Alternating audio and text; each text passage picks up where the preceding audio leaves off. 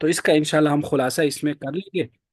तो आप लोगों ने फिर इसको पढ़ना है, इस खुतबे को आपने पढ़ना है, इस खुतबे को और अगले जो उसके साथ मुत्तसिल खुतबा है, 10वां और 11वां खुतबा, ठीक है। देखें इसमें डॉक्टर साहब ने इस खुतबे में पहले तो इसकी तारीफ की है कि बरसगीर में सीरत पर बड़ा काम हुआ है। लेकिन ख़ास तौर पर वो फरमाते हैं कि गुज़श्ता 200 साल में बहुत ज़्यादा काम हुआ है, इससे पहले माजी बाईद में ज़्यादा काम नहीं हुआ। और उसकी वजह भी आगे जाकर थोड़ा सा हज़रत उसको बयान करेंगे। तो वो फरमाते हैं कि गुज़श्ता 200 साल में इस पे बहुत ज़्यादा काम हुआ है। अ, डॉक्टर साहब ने इस खुतबे में जो बरसगीर में सीरत पर होने वाला काम है, इनको उन्होंने बड़ा यूनिक अंदाज में तकसीम किया है। पहले तो उन्होंने इसको देखा है, बरसगीर की तारीख के एतबार से देखा है कि आपको पता है कि बरसगीर में सबसे पहले यहाँ मोहम्मद बिन कासिम रहमुल्लाह इस्लाम लेकर आए, यानी अरब लोग यहाँ इस्लाम लेकर आए। वह कि इस खित्ते से जो पहला जो तारुफ था इस्लाम का, वो अरबों के वास्ते से हुआ। तो इसलिए यहाँ जो पहला दौर था वो अरबों का दौर है। और ये जो अरबों का दौर है तो उसमें सिंध का जो हिस्सा है, सिंध, ये बड़ा खित्ता था उस जमाने में। तो सिंध के उलमा का इस हवाले से बड़ा काम है इस पूरे खित्ते का। अब जरूरी नहीं कि वो जो मौजूदा उसका जोग्राफिया है सिंध ये यही हो, नहीं, ये बहुत बड़ा एरिया था सिंध का। तो इसलिए उस ज़माने में बरसगीर के उलमा के लिए सिंधी का लफ्ज़ इस्तेमाल होता था। और उसमें ख़ास तौर पर बिल्कुल अर्ली, यानी ताबीन और तब ताबीन के दौर के जो हैं, अबू माशर नजी सिंधी, इनका पीछे भी हमने शायद तज़किरा किया होगा, जो अवलीन सीरत निगारान लोग हैं। तो उसमें अबू माशर नजी सिंधी से भी बहुत ज़्यादा यानी काफ़ी रिवायत मिलती हैं सीरत की किताबों में। उसके बाद दूसरे नंबर पर डॉक्टर साहब ने जिक्र किया है अब्दुर्रहमान अल औज़ाई का। जो इमाम औज़ाई मशहूर आलिम है, तो इमाम औज़ाई जो हैं डॉक्टर साहब के बकौल वो भी सिंध के रहने वाले थे।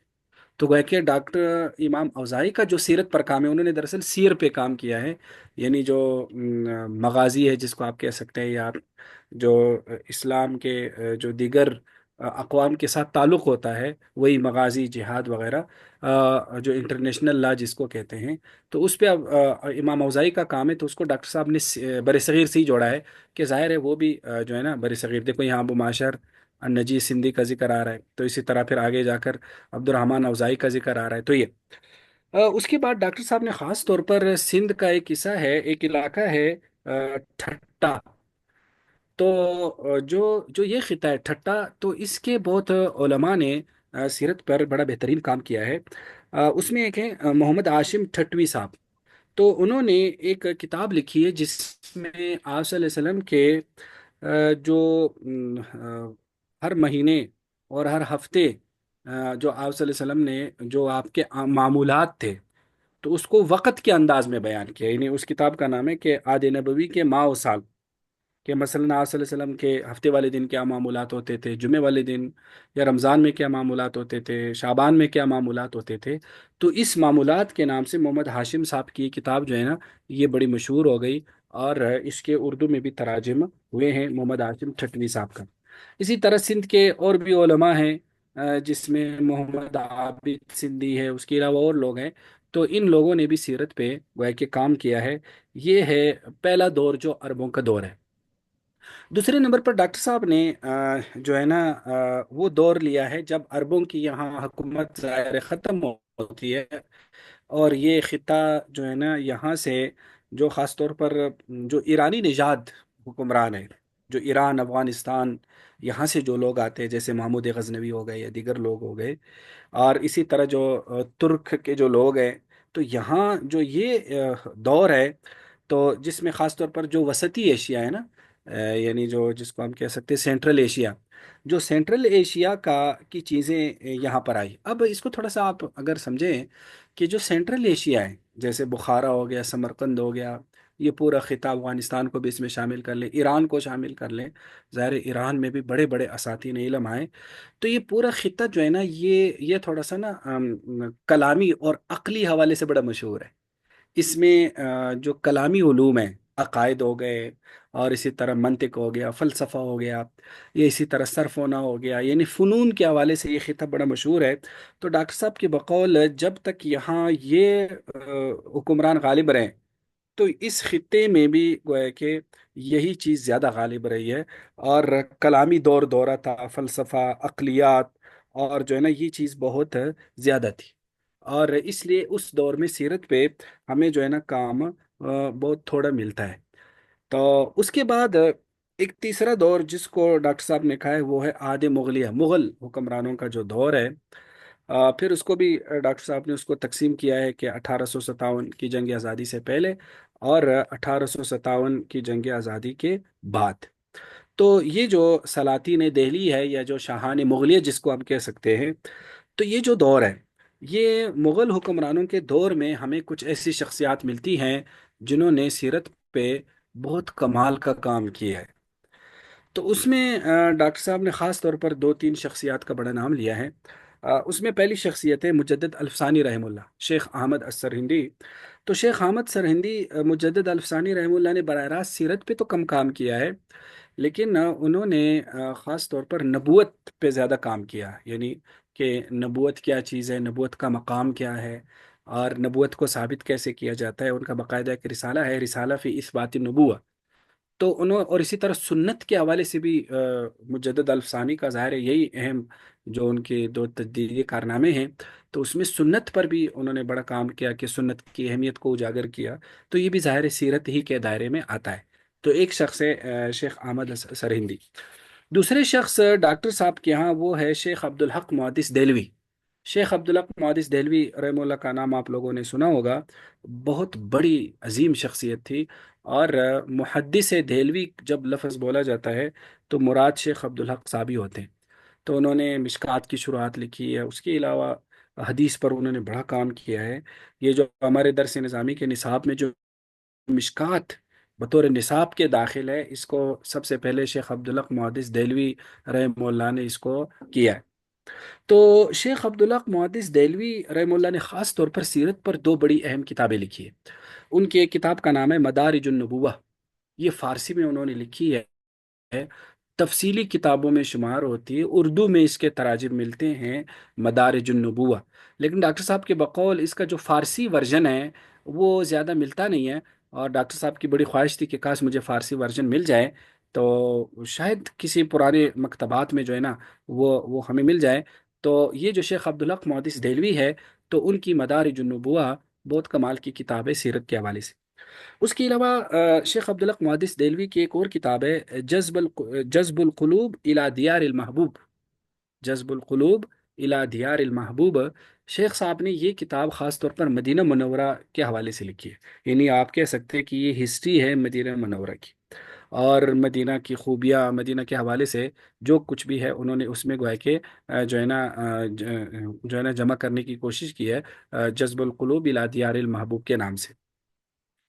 اس کے علاوہ تیسرا نام اس میں شاہ ولی اللہ رحمہ اللہ کا ملتا ہے، اور ان کے تلامذہ اور شاہ ولی اللہ رحمہ اللہ، حضرت شاہ ولی اللہ رحمہ اللہ نے خاص طور پر جو سیرت میں بڑا اہم کام کیا ہے، وہ سیرت پر انہوں نے جو ہے نا ایک درسی کتاب لکھی ہے۔ پیچھے ہم نے، اگر آپ کو یاد ہوگا، سیرت کے مصادر میں ہم نے ایک کتاب پڑھی تھی، عیون الاثر فی فروع المغازی والشمائل والاثر، ابن سید الناس کی۔ تو اس ابن سید الناس کی کتابوں کی بعض لوگوں نے تلخیصات لکھی ہے، اس میں ایک تلخیص بڑی مشہور ہے، نور العیون فی تلخیص سیرت الامین المامون۔ تو اس نور العیون کی شاہ صاحب نے تلخیص کی ہے، اس کا نام ہے سرور المحزون، سبحان اللہ، سرور المحزون۔ تو یہ شاہ صاحب نے یہ جو سرور المحزون لکھی ہے، یہ بالکل ایک درسی کتاب ہے، اور ہے تو مختصر سا رسالہ، لیکن بہت کمال کا رسالہ ہے یہ سرور المحزون۔ تو اس میں انہوں نے، ڈاکٹر صاحب نے یہاں اس کے جو ابواب ہے نا، اس کے وہ باقاعدہ دیے ہیں کہ سرور المحزون کے یہ موضوعات ہے، سلسلہ نسب ہو گیا، آپ علیہ السلام کی رضاعت ہو گئی، پھر آپ کی جوانی، آپ کی شادی، معراج اور اسراء کا واقعہ، غزوات، حلیہ مبارک، معمولات، ازواج مطہرات، اقارب، محافظین، سواریہ، آپ کا ترکہ، اور اسی طرح یہ ولادت، عہد طفولیت، یہ پورے جو سیرت کے اہم مباحث ہیں، اخلاق، ملبوسات، اولاد، خدام، अहबाब, हथियार वालात, मोजज़ात, और आखिर में वफ़ात और विसाल। जो सुरूरुल महज़ून है, ये गोया कि बिल्कुल एक दरसी किस्म की किताब है। तो ये बड़ी गोया कि अहम किताब है, ये आपने ध्यान में रखनी है, हज़रत शाह वलीउल्लाह रहमतुल्लाह की। उसके बाद जब ये शाह साहब का ये ज़माना ख़त्म होता है, उसके बाद हज़रत जो है ना वो फरमाते हैं कि जो है ना एक और उसके बाद जब दौर जदीद अभी शुरू नहीं हुआ, यानी 1857 की जंग आज़ादी से पहले, कुछ पहले तक, जब उर्दू उस ज़माने में बहुत ज़्यादा जो है ना आनी शुरू हो गई ना, तो उस ज़माने में जो सीरत का जो एक वो तैयार हो गया, उसको डॉक्टर साहब ने नाम दिया है लोक अदब। लोक अदब आप समझते हैं कि जो एक जो है ना जो एक बिल्कुल माशरती या समाजी जो एक लिटरेचर तैयार होता है किसी भी माशरे की तस्वीर बताने के लिए, तो गालिबा उसको कहते हैं। तो उसमें उस लोक अदब में जो ख़ास तौर पर यानी जिसको सीरत का अवामी या लोक अदब, यानी जो एक माशरे की जो एक अवामी ज़ुबान होती है ना, जो अवामी जो चीज़ें होती है, तो उसमें उस ज़माने में क्या था, उस ज़माने में महाफिल मिलाद मुनक़िद होती थी। ये मैं शाह वलीउल्लाह के बाद का ज़माना बता रहा हूँ, और अभी 1857 से पहले का ज़माना, ये वाला ज़माना बता रहा हूँ। इसमें ना सीरत के महाफिल मिलाद मुनक़िद होते थे, जिसमें आप सल्लम की विलादत के तस्करे होते थे, आप सल्लम के बारे में आपके शमाइल के तस्करे होते थे। अब उस वक्त वो उलमा ने क्या काम किया, या अहले इल्म ने, या जो भी कातिबीन थे, राइटर्स थे, तो उन्होंने बाकायदा मीलाद नामे तैयार किए, कि मसलन एक किताब लिख ली मीलाद नामा के नाम से, जिसमें उन्होंने आप सल्लल्लाहु अलैहि वसल्लम की ना मीलाद और आप सल्लम के हवाले से जो कुछ एक अवामी ज़ुबान में खूबसूरत अंदाज में बयान कर दिया। या बाज़ों ने आप सल्लम के वफ़ात नामे तैयार किए। अब ये नसर में भी होता था, नज़म में भी होता था, और इसी तरह आप सल्लम के शमाइल नामे। तो ये जो है ना ये है। तो डॉक्टर साहब ने लिखा है कि एक मुहक्किक ने 100 किताबों की फहरिस्त दी, किसी ने 63 की, और एक ने 200 किताबों की फहरिस्त दी है। ये सारे के सारे मंजूमात थी, यानी मंजूमात गोया कि इसमें ये शामिल थी, जिसमें मंजूम अंदाज में वो गोया कि ये किताबें जो है ना वो गोया कि लिखी गई। उसके बाद ये जो लोक अदब का दौर था ये ख़त्म होता है, और उसके बाद जो अगर नसर में हम उस दौर की किताबों में करें, तो उसमें ख़ास तौर पर डॉक्टर साहब ने 2-3 किताबों का नाम लिया है, जो आपको भी जहन में रखनी है। उसमें एक ये डॉक्टर हमीदुल्लाह साहब जो है ना, उनके आबा व अजदाद में एक नाम थे काजी बदरुद्दौला। तो काजी बदरुद्दौला ने कोई 2 ज़ख़ीम जिल्दों पर बड़ी बेहतरीन किस्म की किताब लिखी, फ़वाइद बदरिया। फ़वाइद बदरिया। और ये किताब जो है ना, ये बिल्कुल उर्दू के उस कदीम अंदा जुबान में लिखी गई, जब अभी उर्दू बहुत ज़्यादा सिविलाइज्ड नहीं हुई थी, उर्दू में बहुत ज़्यादा जो उसके जो अपग्रेड वर्जन थे नहीं आए थे, ये ज़ुबान अभी बिल्कुल पुरानी सी थी। तो उसमें ये किताब लिखी गई है, काजी बदरुद्दौला की ये किताब। तो ये गोया कि बड़ी मुस्तनद किस्म की किताब है। उसका नाम था फ़वाइद बदरिया। फ़वाइद बदरिया काजी बदरुद्दौला की ये किताब उस ज़माने की एक बड़ी अहम किताब है। इसी तरह उसी ज़माने की एक और किताब है, एक और आलिम थे मुफ्ती इनायत अहमद काकोरी। ये जो दरस निज़ामी के तलबा है, ये इनसे बड़े अच्छी तरह से वाकिफ़ हैं, क्योंकि इनको जब कैद किया गया ना, तो इनको भी वो काला पानी जो है ना जज़ायर अंडमान भेज दिया गया। तो वहाँ उन्होंने कुछ तसनीफ़ात की, उसमें उन्होंने सर्फ की एक किताब लिखी, इल्म सीगा, जो अभी तक हमारे दरस निज़ामी में दाखिल है। उन्होंने अपनी याददाश्त से लिखी, आप उनके इल्म का अंदाज़ा करें। साथ उन्होंने ना वहाँ जाकर सीरत पर भी काम किया, सीरत पर भी काम किया। और उस किताब का नाम है तवारीख़ हबीब इलाह। तवारीख़ हबीब इलाह। तो ये जो तवारीख़ हबीब इलाह है, ये उन्होंने वहाँ जेल में बैठकर महज अपने हाफजे से लिखी, याददाश्त पर लिखी। लेकिन बाद में जब वो आ गए, तो उन्होंने फिर उसको बाकायदा उसको मसादिर के साथ चेक भी किया।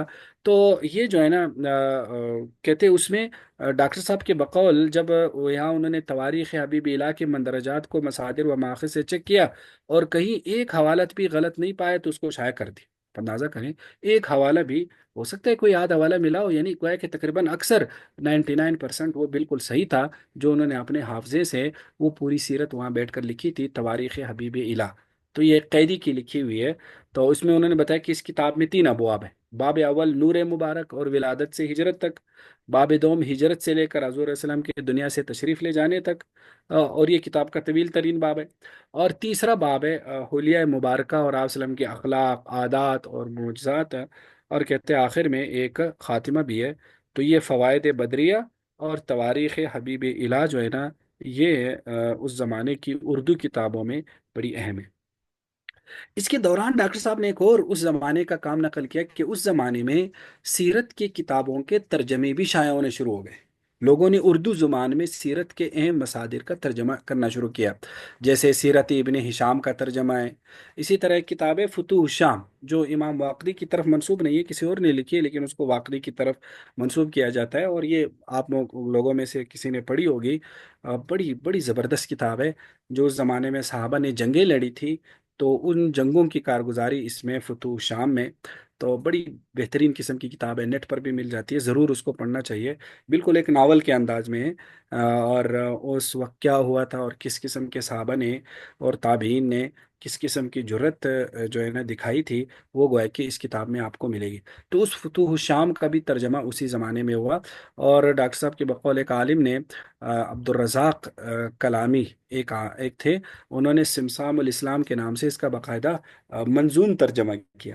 اس پورے اس جو ایک حرب کی تاریخ، ایک جنگ کی تاریخ تھی، تو انہوں نے اس کو منظوم انداز میں بھی اس کو ہی۔ اس کے علاوہ ڈاکٹر صاحب کے بقول اس میں شمائل ترمذی کے ترجمے ہوئے۔ اسی طرح جو امام ابن قیم کی کتاب آپ نے پڑھی زاد المعاد، تو زاد المعاد کا ترجمہ ہوا۔ تو گیا کہ اس زمانے میں ایک کام یہ بھی ہوا کہ کتابوں کے ترجمے بھی ہوئے۔ تو یہ اس زمانے کی اس وقت یہ کام ہوا۔ اس کے بعد جب خاص طور پر جو ہے نا جب مغلیہ دور ختم ہو گیا، اور 1857 سے کچھ دیر پہلے جب انگریز جو ہے نا قابض ہونا شروع ہو گیا، اور 1857 میں تو مکمل قابض ہو گیا، تو اس دور کو پھر ڈاکٹر صاحب نے کہا ہے دور جدید، اور اس کو پھر وہ برصغیر کا دور جدید ڈاکٹر صاحب شمار کرتے ہیں۔ تو اس دور میں ہوا کیا، اس دور میں چونکہ انگریز قابض ہو چکا تھا، تو ظاہر ہے انگریز لوگوں نے جہاں اسلام کو نقصان پہنچانے کی کوشش کی، تو وہاں انہوں نے نبی علیہ الصلوۃ والسلام کی ذات اقدس کو بھی جو ہے نا اپنا نشانہ بنایا۔ تو اسی زمانے میں ایک پادری تھا جو مرتد ہو گیا تھا، عماد الدین۔ تو عیسائیت اس نے اختیار کر لی تھی، اور بہت سارے لوگ مرتد ہو گئے تھے۔ ظاہر ہے عیسائیوں کا جو آدمی عیسائی ہو جاتا تھا، اسے بہت کچھ وہاں مراحت ملتی تھی، اور اگر وہ کچھ پڑھا لکھا ہوتا تھا تو اور زیادہ مراحت مل جاتی تھی۔ تو اس پادری عماد الدین نے سیرت پر ایک کتاب لکھی، یعنی آپ علیہ السلام کی سیرت کو نشانہ بنانے کے لیے۔ تو اس کا جواب جو ہے نا، وہ مولانا الطاف حسین حالی صاحب نے دیا، جو اردو کے مشہور شاعر ہیں۔ اور اسی طرح ایک مولوی چراغ علی صاحب تھے، جو سر سید کے دوستوں میں سے تھے، انہوں نے اس کا جواب دیا۔ گویا کہ اب یہ جو دور ہے، یہ دور اب تھوڑا سا دفاعی سیرت، اس میں ڈیفینسو انداز آ گیا، کہ سیرت کا دفاع کرنا ہے، ڈیفینس کرنا ہے مستشرقین کے اور پادریوں کے جو سیرت پر اعتراضات ہوتے ہیں، اس کا دفاع کرنا ہے۔ تو اس میں اسی زمانے میں ایک شخصیت تھے سر ولیم میور، اور شاید آپ لوگوں نے ان کا نام سنا ہو، یہ وہاں یو پی کا گورنر تھا۔ تو اس نے کتاب لکھی ہے لائف آف محمد، 4 جلدوں میں، بڑی ضخیم کتاب لکھی لائف آف محمد۔ تو ظاہر ہے یو پی آج بھی ہندوستان کا سب سے بڑا صوبہ ہے، تو یو پی کا وہ ظاہر لیفٹیننٹ گورنر تھا، اور جو ہے نا پھر وہ عربی بھی جانتا تھا، فارسی بھی جانتا تھا، تو اور یہ بڑی ضخیم کتاب تھی۔ تو یہ کتاب انگریز سرکار نے خاص طور پر اپنے اس اخراجات سے شائع کیا، اور حکومتی سرپرستی میں اس کو پھیلایا، تو یہ کتاب بڑی پھیل گئی۔ اور یہ زمانہ ہے 1860 1864 کا۔ تو اس کتاب نے مسلمانوں کا دل بہت دکھایا، کیونکہ اس کتاب میں ظاہر ولیم میور ایک انگریز تھا، تو اس نے آپ صلی اللہ علیہ وسلم کی خاص طور پر سیرت پر بڑے رقیق قسم کے عملے کیے، بڑے بیکار قسم کے عملے کیے، آپ صلی اللہ علیہ وسلم کے تعدد ازواج کو لے کر، اسی طرح آپ صلی اللہ علیہ وسلم کی بیویوں کو لے کر، آپ صلی اللہ علیہ وسلم کی جہاد کے کچھ واقعات کو لے کر، اور خاص طور پر اس نے یہ بات کہی تھی کہ آپ صلی اللہ علیہ وسلم جو ہے نا اصلاً اسماعیلی تھے ہی نہیں، آپ عرب النسل تھے ہی نہیں، عربی النسل تھے ہی نہیں۔ اور اسی طرح مکہ کے حوالے سے اس نے بڑے خرافات کہے۔ تو گویا کہ اس کتاب نے ٹھیک ٹھاک سیرت کو نشانہ بنانے کی کوشش کی۔ تو جب اس کتاب کا مسلمانوں کو علم ہوا، خاص طور پر سر سید صاحب کو جب ہوا، تو سر سید صاحب نے ارادہ کیا کہ اس کتاب کا جواب دینا چاہیے۔ اور یہ بھی ایک بڑی زبردست ہسٹری ہے۔ کبھی جب آپ سر سید احمد خان صاحب کی سوانحات پڑھو نا، تو آپ یہ ہسٹری ضرور اس کو پڑھیں، کہ سر سید صاحب نے اس کتاب کے لکھنے کے لیے کیا کیا مشورے کیے، کس قسم کا انہوں نے پروگرام بنایا۔ اب سر سید صاحب جو تھے، ان کا ارادہ تھا، اب وہ انگریزی میں اتنے ماہر نہیں تھے، وہ اصلاً مولوی تھے سر سید احمد خان صاحب، اگرچہ انہوں نے کالج اور یونیورسٹی بنائی ہے، لیکن وہ اصلاً جو ہے نا وہ ایک مولوی ٹائپ کے آدمی تھے، تو اب وہ انگریزی سے اتنے واقف نہیں تھے، تو اب اور وہ ان کا تھا کہ اس کا جواب لکھنا ہے۔ اب اس کے لیے انہوں نے کیا کیا، چندہ جمع کیا، پیسے جمع کیے، جو کچھ ان کے پاس تھا وہ لیا، اور وہ یہاں سے چلے گئے لندن، اور وہ برطانیہ چلے گئے۔ تو لندن میں جا کر وہاں آکسفورڈ کی جو لائبریریز ہے یا لندن کی لائبریریز ہیں، تو وہاں سے وہ نہ وہ یہ چاہتے تھے دراصل سر سید صاحب کہ ان جو مغربی مصادر ہیں، جو مغربی سورسز ہیں، میں ان کی روشنی میں جواب دے دوں، کیونکہ اگر میں اسلامی سورسز میں جواب دوں گا وہ تو انگریزوں نے نہیں ماننا، تو میں ان کے مصادر سے بتاؤں گا کہ نہیں، آپ وسلم کی سیرت پر یہ حملہ بھی غلط ہے، یہ بھی غلط ہے، یہ بھی غلط ہے۔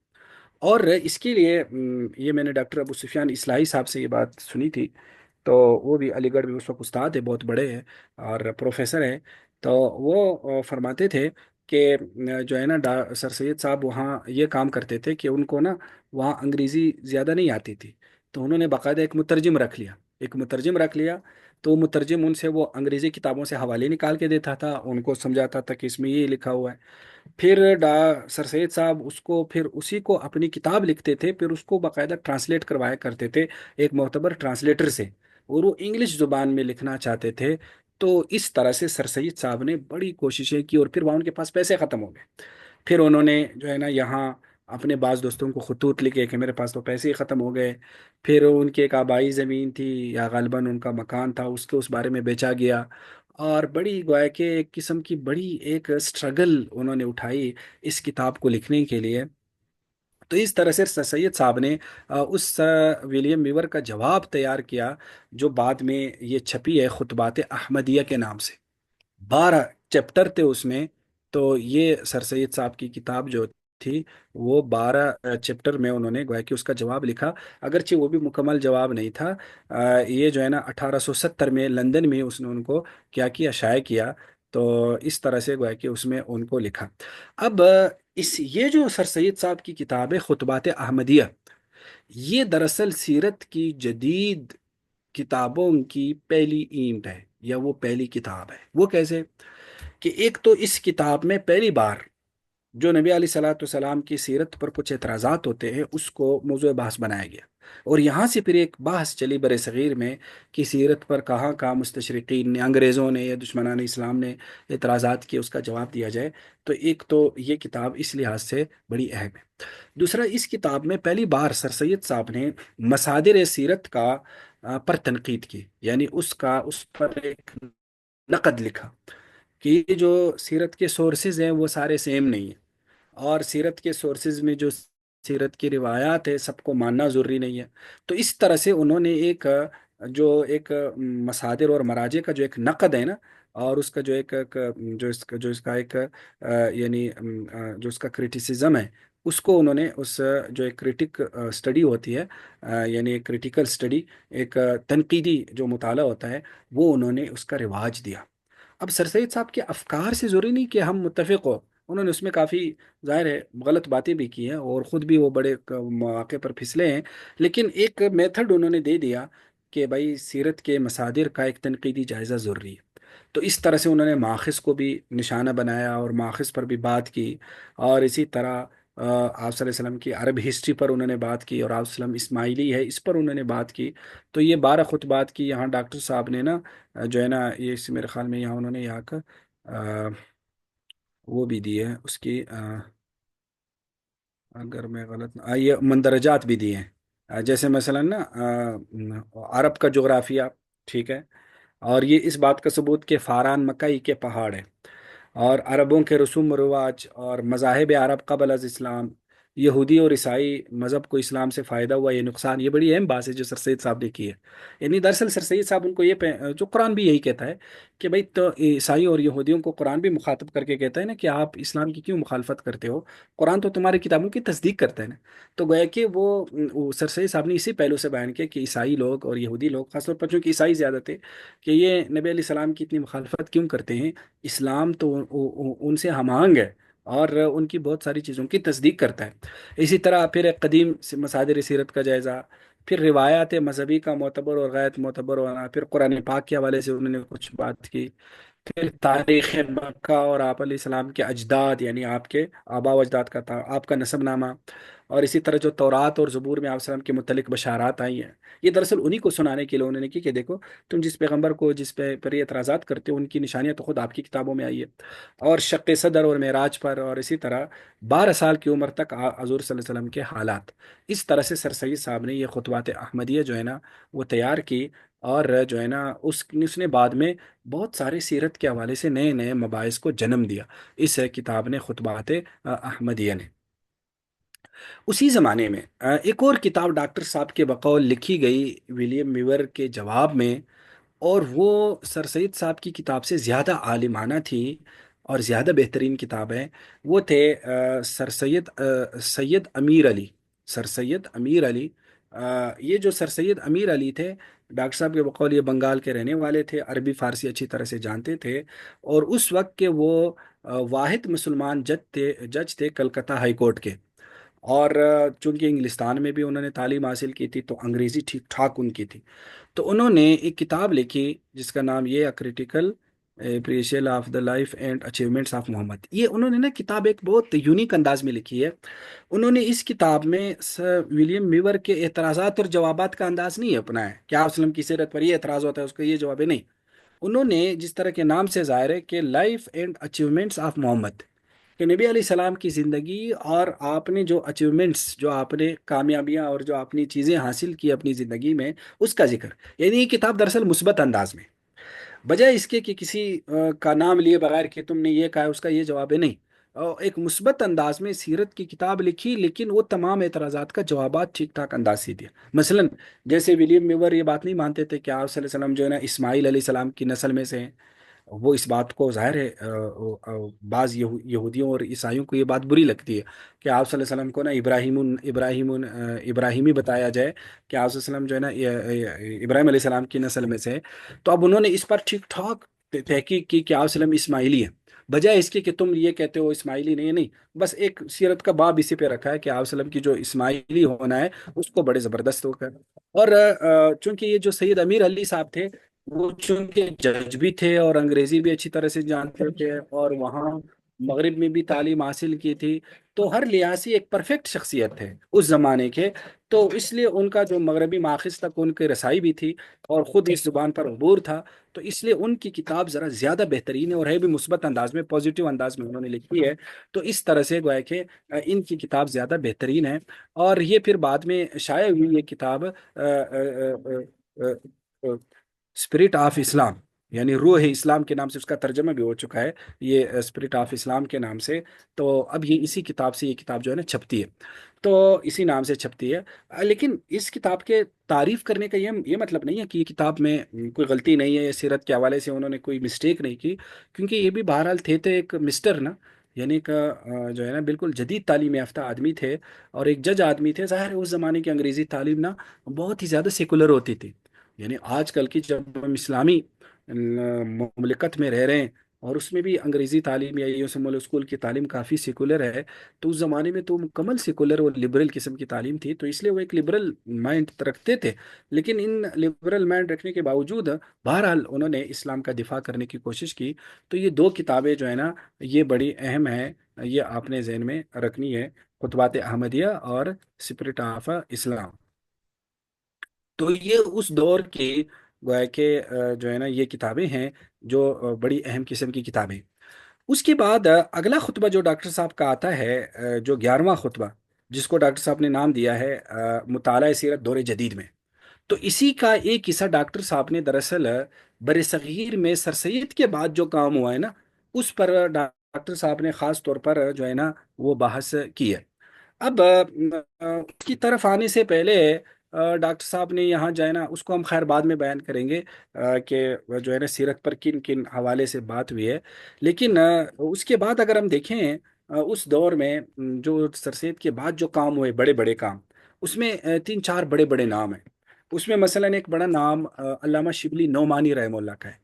اور علامہ شبلی جو ہے نا، اب ان کے بارے میں کیا کہا جائے، کتنے بڑے آدمی تھے، اور جس طرح کی تڑپ علامہ شبلی میں اسلام کے دفاع کی تھی، کم از کم یعنی بہت کم اہل علم میں یہ.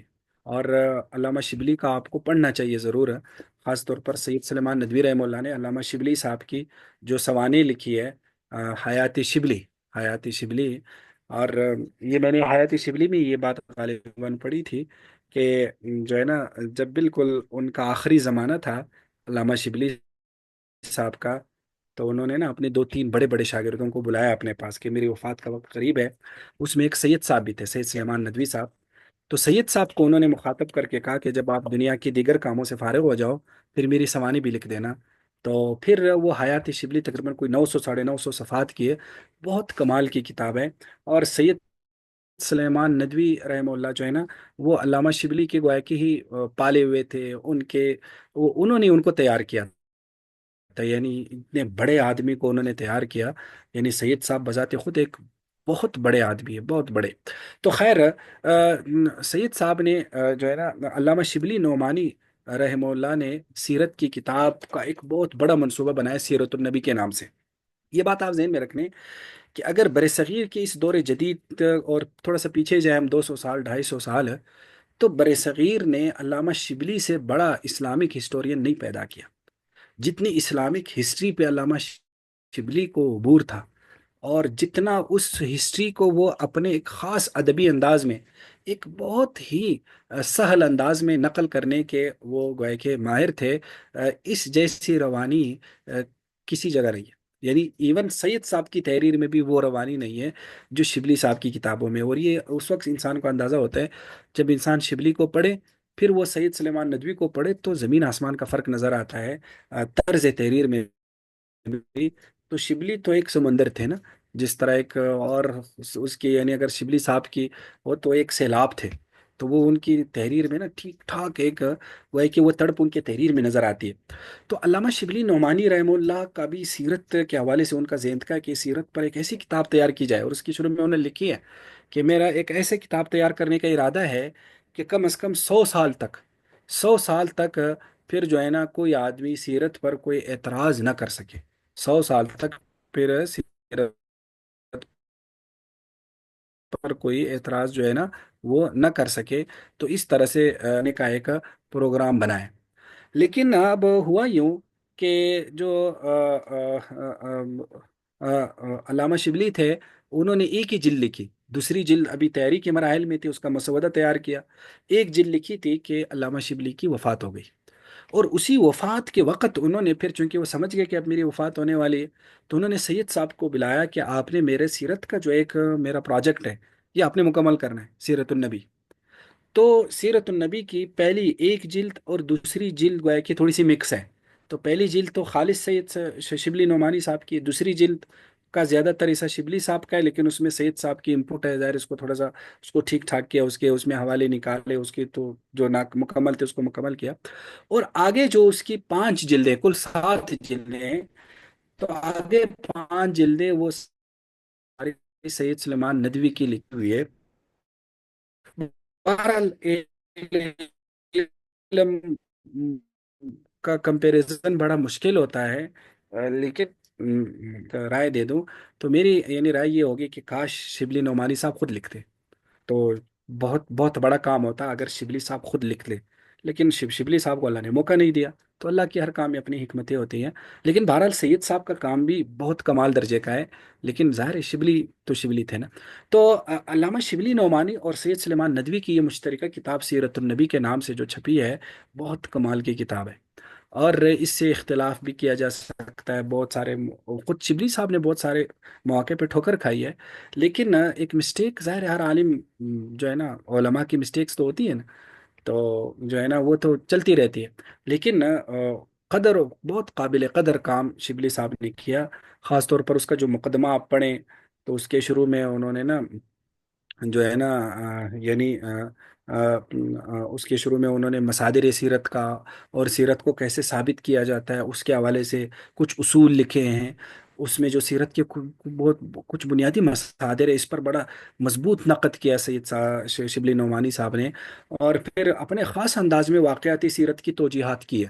یعنی ان کی اس کی جو پہلی جلد ہے نا، اس میں اگر خاص طور پر آپ غزوہ بدر کا واقعہ پڑھے تو آپ کو بالکل ایک الگ تصویر نظر آتی ہے غزوہ بدر کی، جو ہماری عام سیرت کی کتابوں سے بالکل ایک الگ سی ہے۔ تو وہ نا بہت ساری واقعاتی سیرت کی اپنی ایک خاص انٹرپریٹیشن رکھتے تھے، ایک خاص اس کی توضیع اور توجیح سید صاحب کے ذہن میں تھی، لیکن بہرحال شبلی صاحب کی، لیکن انہوں نے جو جتنی پہلی جلد میں لکھی ہے اس سے ان کا اندازہ ہوتا ہے کہ اگر وہ آگے بھی لکھتے تو پتہ نہیں کس قسم کا ایک مواد سامنے آتا۔ تو سیرت النبی دور جدید کی سیرت کی بہترین قسم کی کتاب ہے، لیکن اس میں یہ ذہن میں رکھنا کہ اس کتاب میں سیرت صرف پہلی جلد میں ہے، یا غالباً پہلی دو جلدوں میں۔ اگلی جو جلدیں ہیں وہ اصلاً سیرت کی نہیں ہے، وہ دراصل اسلام کی ہے۔ یعنی سمجھ لو کہ ایک جلد سید صاحب نے عبادات پہ رکھی ہے، جس میں نماز روزہ وغیرہ اس کی حکمت ہے اور اس کا اثبات۔ اسی طرح ایک جلد معجزات پہ رکھی ہے، بڑی لمبی جلد ہے، غالباً چوتھی جلد معجزات پہ رکھی ہے۔ اسی طرح ایک جلد انہوں نے جو ہے نا وہ معاملات پہ رکھی ہے، ایک جلد انہوں نے نکاح و طلاق پہ رکھی ہے۔ تو یہ گویا کہ انہوں نے اس میں سیرت کے ضمن میں اسلام کو ثابت کیا، اور اسی طرح اسلام کے ہر شعبے پہ جو لوگ اعتراضات کرتے اس کا جواب دیا۔ تو یہ گویا کہ اس طرح سے یہ سات کی سات جلدیں، وہ جس کو ہم سیرت کہتے ہیں وہ نہیں ہے اس میں۔ یعنی تو وہ یہ بات آپ کے ذہن میں رہے، شاید سعید صاحب کا، شبلی نعمانی صاحب کا یہی پروجیکٹ ہوگا کہ بھائی پورے اسلام پہ جو اعتراضات ہوتے ہیں اس کو سیرت کے نام سے جواب دیا جائے، یا پھر سید صاحب کا اپنا ایک وہ ہے کہ وہ اس کو اس طرح سے اس میں اس کو بیان کیا جائے۔ تو بہرحال اس کی خاص طور پر پہلی جلد پڑھنے کی ہے جو علامہ شبلی کا اپنا حصہ ہے۔ اور تو یہ جو علامہ شبلی نعمانی کی سیرت النبی ہے، یہ دور جدید کی سیرت کی کتابوں میں یہ اپنے ذہن میں اس کے ساتھ سید صاحب نے اگرچہ سیرت النبی کی باقی جلدوں کی تکمیل کی، لیکن اس کے علاوہ سید صاحب کی ایک کتاب ہے خطبات مدراس کے نام سے۔ آپ میں سے کسی نے اس کا نام سنا ہے، خطبات مدراس، یا نہیں؟ جی استاد جی، ہمارے نا ایف ایس سی کے کورس میں بھی اس کا ایک خطبہ شامل تھا اردو کے سلیبس میں۔ جی سر، سنا ہوا ہے آپ سے۔ شاباش، ماشاء اللہ۔ تو یہ جو خطبات مدراس ہے، یہ دراصل سید صاحب نے ایک جگہ خطبات دیے ہیں مدراس میں سیرت پر۔ لیکن کہا جاتا ہے کہ سیرت کی جب اگر کچھ بہترین قسم کی کتابوں کی ایک فہرست نکال لی جائے تو اس میں خطبات مدراس کا ذکر ضرور آئے گا۔ خطبات مدراس بڑی عقلی قسم کی کتاب ہے، اس میں سیرت نہیں ہے، اس میں پھر کیا ہے؟ اس میں سیرت کا اس بات ہے، کیسے؟ اس کے کوئی سات آٹھ خطبات ہیں غالباً، اس میں سید صاحب نے دراصل ایک پوری ایک چین ثابت کی ہے کہ آپ وسلم کی سیرت کیوں ضروری ہے۔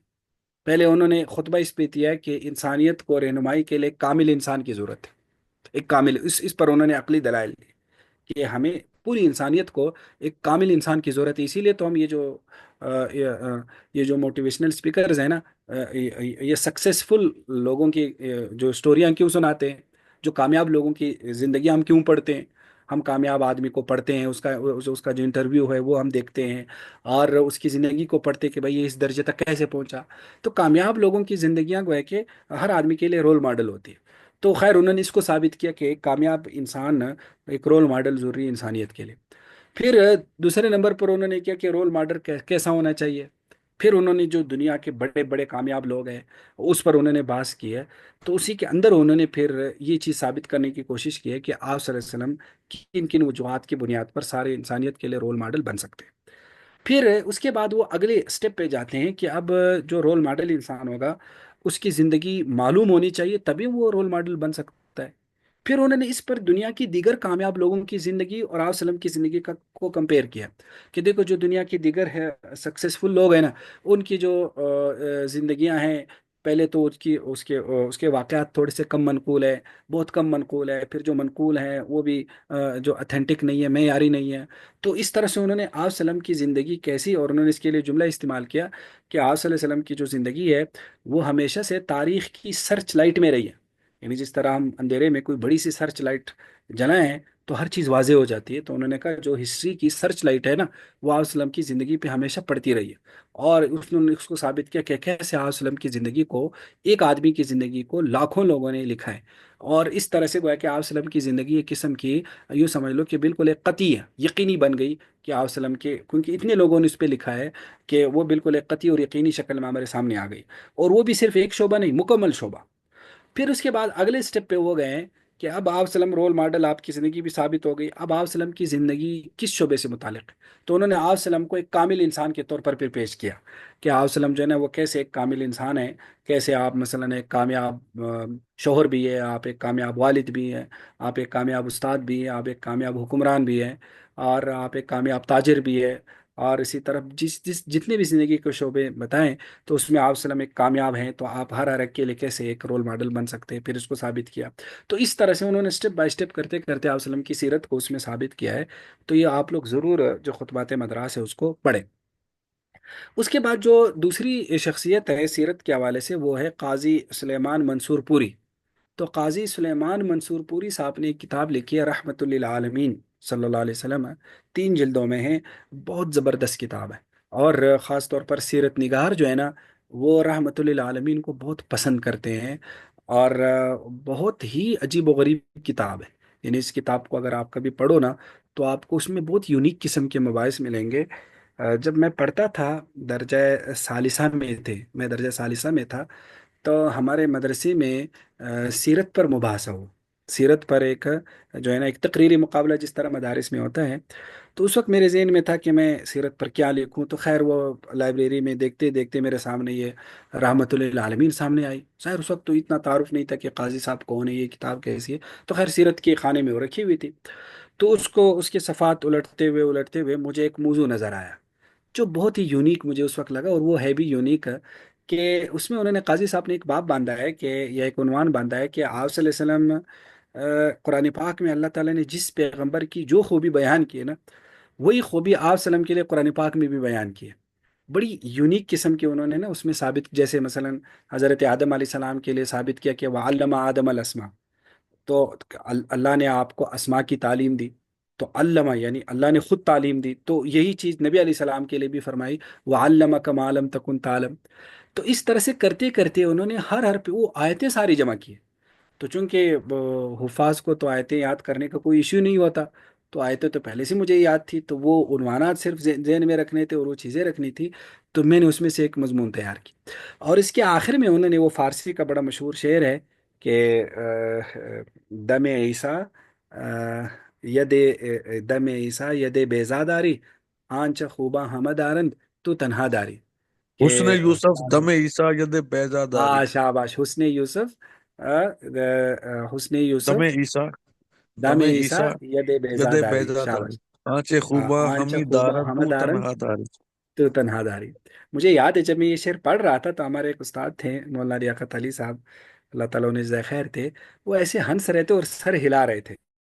تو وہ اس وقت میں وہ پوری آیتیں یاد کی تھی، تو وہ موضوع لیتا تھا کہ مثلا آدم علیہ السلام کے بارے میں یہ کہا گیا، نبی علیہ السلام کے بارے میں یہ کہا گیا، تو اس میں پھر مجھے انعام بھی ملا، پتہ نہیں دوسرا یا تیسرا انعام تھا، تو وہ اس میں مجھے مل گیا تھا۔ تو وہ اس طرح سے یونیک مباحث سے یہ کتاب بھری ہوئی ہے رحمت للعالمین صلی اللہ علیہ وسلم۔ تو اس کتاب کو آپ لوگ ضرور پڑھیں، 3 جلدوں پر ہے، اور یہاں بھی ڈاکٹر صاحب نے اس کا بڑا تعارف کرایا ہے، اور اس کو بڑا وہ ہے کہ اس کی تعریف کی ہے، اور کافی سیرت نگاروں کو جب بھی میں نے پڑھا ہے، تو انہوں نے رحمت للعالمین کتاب کی نا بہت زیادہ تعریف کی ہے۔ بلکہ اگر جو ہے نا ڈاکٹر یاسین مظہر صدیقی صاحب کے، میں ذرا ان کے کلمات، ان کا پچھلے اس میں آیا تھا، ان کا وہ سیرت پر کتنے بڑے نام ہے، تو میں صرف ان کا ایک جملہ ان کے بارے میں آپ لوگوں کو بتاؤں، یہ میرے پاس ان کی ایک کوئی کتاب ہے، تو اسی سے میں آپ لوگوں کو سناؤں۔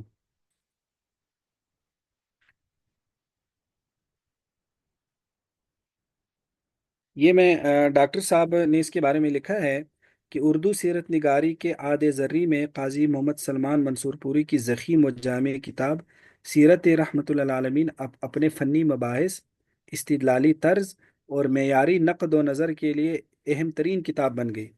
اس کی فنی قدر و قیمت کا اندازہ اس واقعیت سے کیا جا سکتا ہے کہ ان کے مسلک و فکر کے ماننے والوں اور دوسرے سیرت نگاروں کے لیے وہ ماخذ و مصدر بن گئی۔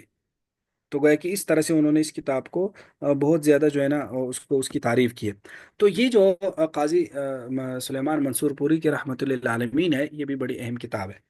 اس کے بعد مولانا ادریس کاندیلوی صاحب، جو ہمارے مکتب دیوبند کے ہیں، مولانا ادریس کاندیلوی صاحب، تو ان کی کتاب ہے سیرت المصطفیٰ، یہ بھی بڑی اچھی کتاب ہے، خاص طور پر جو ہے نا جو پرانی جو عربی کی سیرت کی کتابیں ہیں، اس کا ایک جامع خلاصہ سیرت المصطفیٰ میں آیا ہے 3 جلدوں میں۔ اور چونکہ یہ انہوں نے سیرت النبی کے بعد لکھی ہے، تو جہاں جہاں سیرت النبی میں علامہ شبلی پر نقد کی ضرورت ہے تو انہوں نے اس پہ نقد بھی کیا ہے۔ تو 3 جلدوں میں سیرت المصطفیٰ جو ہے نا وہ بڑی اہم کتاب ہے۔ اس کے بعد ایک اور کتاب اصح السیر کے نام سے اردو میں بڑی زبردست کتاب ہے، مولانا عبد الرؤف دانا پوری صاحب کی ہے۔ اس میں انہوں نے خاص طور پر سیرت کو حدیث کی کتابوں سے یا صرف حدیثی روایات سے یا صحیح روایات سے ثابت کرنے کی جو ہے نا انہوں نے اس میں کوشش کی ہے۔ یہ جو کتاب ہے اصح السیر، تو یہ بھی سیرت کی کتابوں میں بڑی مشہور کتاب ہے جو بر صغیر میں لکھی گئی۔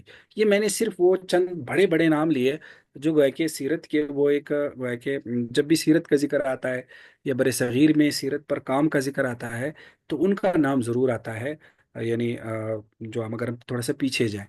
اس کے بعد اگر آپ یہ جاننا چاہتے ہیں کہ بھائی سیرت پر دور جدید میں یا خاص طور پر فی الحال کیا کام ہوا ہے، تو خیر یہ تو بڑا لمبا موضوع ہے، اور اس کے لیے جو ہے نا خاص طور پر اگر آپ ڈاکٹر سید عزیز الرحمان صاحب کی کتابوں کو ضرور پڑھیں، جو کراچی والے ہیں، تو انہوں نے ابھی سیرت کی جو اردو سیرت کی کتابوں پر 2 جلدوں میں بڑی ضخیم ایک اشاریہ تیار کیا ہے کہ سیرت پر جتنا بھی اردو میں کام ہوا ہے، وہ ہندوستان میں ہوا ہے، پاکستان میں ہوا ہے، کسی بھی جگہ ہوا ہے، تو اس میں انہوں نے ہزارہا کتب کا ابھی حال ہی میں وہ کتاب چھپی ہے۔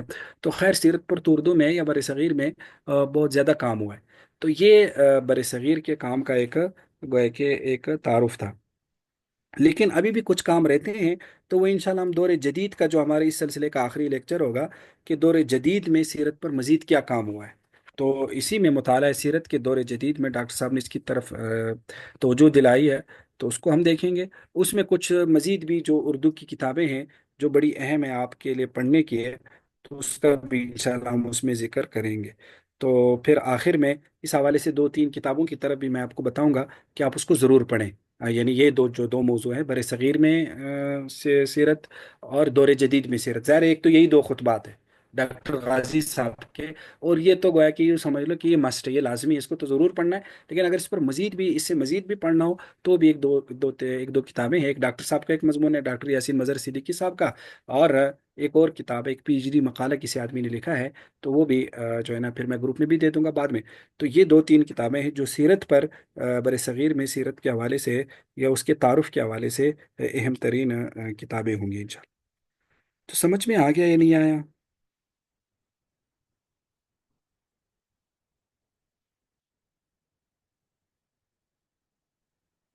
جی سر سمجھ آ گیا۔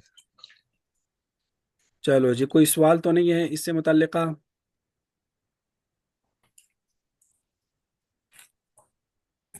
سر ماشاءاللہ بہت اچھا آپ نے لیکچر دیا، بہت ساری کتابوں کے بارے میں پتہ چلا۔ جزاکم اللہ۔ تو بس یہ میں حضرات سیرت ہے آپ لوگوں کے پاس، اگر کسی کے پاس ہے تو وہ گروپ میں خود ڈال دے، ورنہ پھر میں ڈال دوں گا۔ تو اس کا جو بر صغیر والا خطبہ ہے نا، آپ اس کو ضرور پڑھیں، تاکہ وہ جو پورا ہے نا امتحان بھی پھر اسی میں سے آئے گا اگر اس کا پیپر بنانا ہوا۔ صحیح ہے؟